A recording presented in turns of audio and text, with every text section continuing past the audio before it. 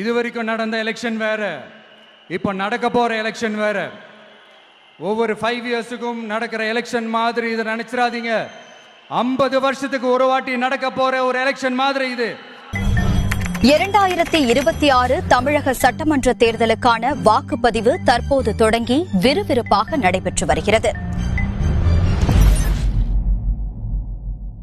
ஆனா நான் இன்னும் ஓட்டு போடல. நைட்டு நின்ன பஸ் விடிகிற வரைக்கும் ஒரே இடத்துல நின்னுச்சுன்னா நீங்க நம்புவீங்களா? சத்தியமா அப்படிதாங்க நடந்தது. நீங்க நம்ப மாட்டீங்க, நான் ஆதாரத்தோட காட்டுறேன். 4 மணி நேரம் ஆச்சு. 4 மணிக்கு வந்து இறங்கிருக்கிறோம். ஒரு பஸ் திருச்சி போல, இது எப்படி ஓட்டு போறது?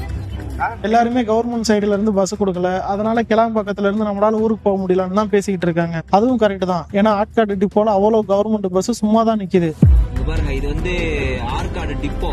இந்த இடத்துல கை காமிக்கிற பாருங்க, இந்த இடம் எல்லாமே ஃபுல்லாவே பஸ் இருக்கு. அதெல்லாம் இந்த லீவ் டைம் அதுக்கெல்லாம் எக்ஸ்ட்ரா விட வேண்டிய பஸ். சென்னையில கேளம்பாக்கத்துல கோயம்பேடுல பஸ் இல்லாம இருக்குது. ஆனா இவங்க பஸ் இவ்வளவு வச்சுக்கின்னு இங்கிருந்து அனுப்பாம எல்லாத்தையும் இந்த சைடுல லாக் பண்ணி வச்சுக்கிறாங்க. நீங்க சிறப்பு பேருந்து விடல, ஓகே. ஆனா பிரைவேட் பஸ்ல முன்னாடியே ஊருக்கு போறதுக்காக புக் பண்ணிட்டு வந்துகிட்டு இருந்திருப்பாங்கல்ல, அவங்க அந்த 4 வழி சாலையில கரெக்டா தான் வந்துகிட்டு இருந்திருக்காங்க. ஆனா அந்த 4 வழியில 3 வழியை மறைச்சு ஒரு வழி சாலையாக்கி அந்த இடத்துல வந்து டிராபிக் ஜாம் ஆகி நைட்டு நின்ன பஸ் பகல் வரைக்கும் நிக்கிறதுக்கு காரணம் யாரு? இதுவரை பார்த்தது திராவிட மாடல் அரசின் பார்ட் 1 தான். 2026ல வெர்ஷன் 2.2 லோடிங். இந்த லட்சணத்துல ஒரு இன்னும் 5 வருஷம் ஆளணுமாமா? தமிழ்நாடு போராடும், தமிழ்நாடு வெல்லும்.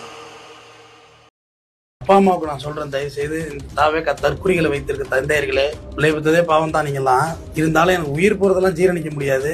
அப்படி என்ன சொல்றோம், உங்களை ஏத்தியே விடுவாங்க. 10 பேர் கொளுத்திட்டு 53 பேர் செத்ததே கவலைப்படலா. அந்த ஜென் இந்த தலைமுறை பாத்தீங்க அப்படின்னா அவங்க அறிவார்ந்த சமூகம் தமிழினம் அப்படிங்கிறத தாண்டி தற்குறிகளாக மாறிக்கொண்டு இருக்கும் இந்த சமயத்தில் நாம் அவர்களை வழி நடத்துவதற்காக தமிழ்நாடு முதல்வர் அவர்கள் தமிழ் மாணவர் மன்றம் மூலமாக இந்த முன்னெடுப்பை முதல் கட்டமாக எடுத்துக்கொண்டுள்ளார். மாதிரியான இளைஞர்களும் இருக்காங்க தமிழ்நாட்டில். ஏன்னா தொடர்ந்து நம்ம என்ன நினச்சிட்டு இருக்கோம்னா தமிழினம் அப்படிங்கிறது அறிவார்ந்த இனம் அப்படின்னு தான் நம்ம இது நாள் வரை நினச்சிட்டு இருந்தோம். ஆனால் அதுக்கு அப்பாற்பட்டு இவங்க இன்னொரு ஒரு கோணத்திலும் அழகாக இருந்தால் போதும், வெள்ளையாக இருந்தால் போதும், அவங்களுக்கு ஓட்டளிப்போம் அப்படின்னு சொல்லக்கூடிய பெண்கள் இன்றைக்கு இருக்காங்க இந்த சமூகத்தில். அதை நாங்கள் சீரமைக்க வேண்டிய கடமை எங்களுக்கு இருக்கு. அரசியல் நோக்கங்களுக்காக குழந்தைகளை பகடை காய்களாக பயன்படுத்துவது மற்றும் அவர்கள் மூலம் உணர்ச்சி ரீதியான அழுத்தத்தை பரப்புவது கண்டனத்திற்குரியது என தமிழ்நாடு குழந்தை உரிமைகள் கண்காணிப்பகம் எச்சரித்துள்ளது. குழந்தைகளை உணர்ச்சி ரீதியாக பயன்படுத்துவதை கண்டிப்பதோடு பொதுமக்களிடம் மன்னிப்பு கோரவும் சர்ச்சைக்குரிய வீடியோக்களை நீக்கவும் வலியுறுத்தியுள்ளது. குழந்தைகளை இவ்வாறு பயன்படுத்துவது இளம் சிறார் நீதி சட்டத்தின் கீழ் குற்றம் என தெரிவித்துள்ளதுடன் கடும் நடவடிக்கை எடுக்க நேரிடும் எனவும் எச்சரிக்கை விடுக்கப்பட்டுள்ளது. ரசிகர்களை வேண்டுமானால் உருவாக்கலாம், ஒரு பொழுதும் நல்ல தலைவர்களை உருவாக்க முடியாது. திராவிடத்திற்கு என்றும் இல்லை வறட்சி, என்றும் இருப்பது வளர்ச்சி, எழுச்சி. அதற்கு சாட்சி நம் முதல்வருடைய ஆட்சி.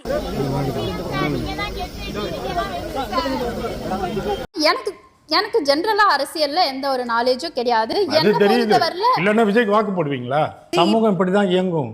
அனிதாவுக்காக பார்த்துட்டு உன் வாழ்க்கை என்ன ஆகும்? அவன் தன்னுடைய வேலையை தான் பார்ப்பான். இப்போ வரைக்கும் உங்க திமுக ஆட்சி வந்து நம்ம அரசு ஒண்ணுதான். தற்போது வாக்களித்தவர்களுடைய எண்ணிக்கை என்பது கடந்த முறை வாக்களித்தவர்களுடைய எண்ணிக்கையை விட அதிகமாக தான் இருக்கிறது. வழக்கமான வாக்குப்பதிவு தான். இதில் வியப்படைவதற்கு ஒன்றும் கிடையாது. போட்டியே அதிமுக திமுக தாங்க. அதிமுக பத்தி எதனா கேளுங்க. விஜய் விஜய் விஜய் விஜய் விஜய் விஜய் விஜய் விஜய் விஜய் கிழக்குலையும் தோற்கிறாரு, பெரம்பூர்லையும் தோற்கிறாரு. எழுதி வைத்துக் கொள்ள புக் மார்க் பண்ணி வைங்க. 2 தொகுதியிலும் தோற்கிறாரு. 234 தொகுதியிலும் விஜயினுடைய தாவேக்கா தோல்வி அடைகிறது. அதுல எந்த மாற்று கருத்தும் இல்ல. சூப்பர் ஸ்டார் விஜய் என்கிற ஒரே கவர்ச்சி காரணமாக 2026 தேர்தலில் அவர் 10% வாக்குகளைத்தான் பெற வேண்டும்ங்கிறதா என்னுடைய கணக்கு. அதுதான் தமிழ்நாட்டுக்கு சரியானதும் கூட. இடத்துல உதயசூரியன் 40% ஆதரவு, 3ஆம் இடத்துல இரட்டை இலை. இந்த இதுல தாவேக்கா இதுல ஒரு சீன்ல இருக்கிறதாவே தெரியல. திரும்ப நான் சொல்லிடுறேன், அவர் ஆட்சியை பிடிக்க போறது இல்ல. 2026ல எதிர்கட்சி தலைவரும் ஆக போறது இல்ல. 2026ல 10 சீட்டும் கம்மியா தான் எடுப்பாரு. என்னுடைய பழைய ஸ்டாண்ட்ல எந்த மாற்றம் இல்ல. அவன் நடக்கிறான டப்பா பையன் அவன் நேரம் பாத்ரூம்ல உட்கார்ந்து அழுதுட்டு இருப்பான். இந்த ரிசல்ட் பேஸ் இந்த கட்டமைப்பு வந்து விஜய்க்கு எதிர்காலத்துக்கு வழிவகுக்கும். இந்த 26 தேர்தலில் ஒன்றும் பெருசாக தாக்கத்தை ஏற்படுத்தாது. கரெக்ட்? அப்படி எடுத்துக்கலாம். நீங்க உங்களுக்கு அது திருப்தி அளிக்குமானால், இல்ல உங்களுக்கு அது திருப்தி அளிக்குமானால் நீங்கள் அப்படி எடுத்துக்கொள்ளலாம். அவரு இன்னைக்கு வந்து திருச்செந்தூருக்கு போயிருக்காரு. இந்த யாகம் செய்யற அரசியல்லாம் யாருடைய அரசியல்? இந்த பெரியாருக்கு வந்து கொள்கை வழிகாட்டி இருக்கு. தமிழ் கடவுள். ஆமாங்க, தமிழ் கடவுள் தான். தமிழ் கடவுள், முருகனுக்கு 2 பொண்டாட்டி எல்லாம் சொல்லுங்க. அதெல்லாம் நான் வரவேற்கிறேன். நான் வேணாம்னு சொல்லல. அதெல்லாம் இருந்துட்டு போட்டோம் இருக்கு. அடுத்து முருகன் நிச்சயமாக திராவிட மாடல் ஆட்சி 2.0 முத்துவேல் கருணாநிதி ஸ்டாலின் தான் வருவார். இந்த பணிகள் எல்லாம் முருக பக்தர்களுக்கு நிறைவேற்றி தரப்படும். முருகன் பெருத்த மகிழ்ச்சியோடு இருப்பது இந்த ஆட்சியில்தான். இதெல்லாம் நடக்காத தம்பி, நடக்காத கண்ணு. அப்படி நாங்களாம் உங்களுக்கு நண்பர்கள்னா ஒரு ஈவெண்ட், ஒரு ஃபங்க்ஷன் நடத்துறதுக்கு ஒரு இடமோ ஒரு பர்மிஷனோ ஏன் கொடுக்க மாட்டேன்றீங்க? ஒரு எலெக்ஷன்ல அவங்களோட எதிரிகளை தான் எதிர்ப்பாங்க, அப்படிதான் எதிர்ப்பாங்க, அதுதான் யதார்த்தமும் கூட. ஆனா இந்த எலெக்ஷன்ல தான் ஒட்டுமொத்தமா எல்லாருமா சேர்ந்து ஒருத்தனை எதிர்க்கிறாங்க. ஆனா அவங்களுக்கு தெரியாது, என் மேல அவதூறு பரப்புனா அது மக்கள் மேல அவதூறு பரப்புற மாதிரின்னு.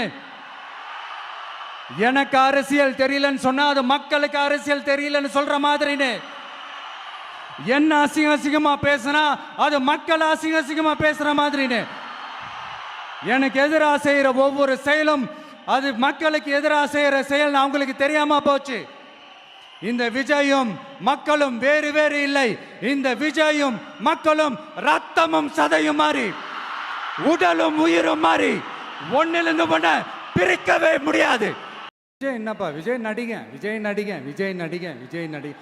ஆமா நான் நடிகன் தான், இப்ப யாரும் இல்லைன்றா. போகி பண்டிகை அன்னைக்கு வீட்டில் இருக்கிற வீணா போனதையெல்லாம் தூக்கி வீசி எறிவோம் தெரியுமா? அந்த மாதிரி இந்த தேர்தலில் 75 வருஷ பவள விழா பாப்பாவையும் 55 வருஷ பல்லாங்குழி பாப்பாவையும் தூக்கி வீசி எறிவோமா? ஒரு நியூ கவர்னன்ஸ், ஒரு குட் கவர்னன்ஸ் ஒன்று கொண்டு வரலாமா? இந்த தேர்தலுக்கு அப்புறம், நீங்க தோத்ததுக்கு அப்புறம் எப்படிலாம் ஃபீல் பண்ண போறீங்கன்னு கொஞ்சம் சொல்லவா? ஏண்டா இந்த விஜய பாடாப்படுத்தணும்? ஏண்டா இந்த விஜய வேதனைப்படுத்தணும்? ஏண்டா இந்த விஜய்க்கு எதிராக சதி செஞ்சோம்? ஏண்டா இந்த விஜய்க்கு எதிராக சூழ்ச்சி செஞ்சோம்? நினைச்சு நினைச்சு நினைச்சு ஃபீல் பண்ண போறீங்க. மக்களே உங்களை ஃபீல் பண்ண வைக்க போறாங்க. திமுகவும் இந்த மற்ற பலரும் மண்ண கவ்வ போறது உறுதி. அந்த தீய சக்தியை ஒட்டுமொத்த தமிழ்நாட்டு மக்களும் ஓட ஓட ஓட விரட்டி ஃபுல் ஸ்டாப் வைக்க போற நாள் மே 4th. கான்ஃபிடென்ட்டா இருங்க, நல்லதே நடக்கும். வெற்றி நிச்சயம், வெற்றி நிச்சயம், வெற்றி நிச்சயம். மீண்டும் சந்திக்கும் வரை நன்றி, வணக்கம். ஆகவே எங்களுடைய நோக்கமும் எங்களுடைய விருப்பமும் எங்களுடைய குறிக்கோளும் கலைஞர் குடும்பம் தான் இந்த நாட்டை ஆள வேண்டும், கலைஞர் குடும்பம் தான் கட்சியை நடத்த வேண்டும் என்ற ஒரு பெரிய நோக்கத்தோடு நாங்கள் பணிபுரிகிறோம். நாங்கள் கலைஞரின் அடிமைகள் என்று சொல்வோமே, அதுபோல கலைஞரின் குடும்பத்தில் இருக்கிற அத்தனை பேருக்கும் கழகத்தின் சார்பில் உழைக்கின்ற கொத்தடிமைகளை சொன்னால் கூட கவலை இல்லை, நாங்கள் அடிமைகள் தான். ஆமா, வயிறறிஞ்சு சொல்றேன், நீங்களாம் நல்லா இருக்க மாட்டீங்களா? அவ்வளவு ஆத்திரம் கோபம் வருது. அவங்களுக்கு இருக்கலாம் வாய் கொழுப்பு, ஆனா இதையெல்லாம் மீறியது ஆண்டவனோட படைப்பு. அதை மீறி வேவாது இவங்களுடைய பருப்பு.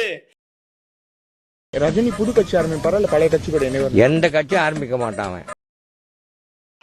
ஓம் சக்தி பராசக்தி, திமுக ஒரு தீய சக்தி.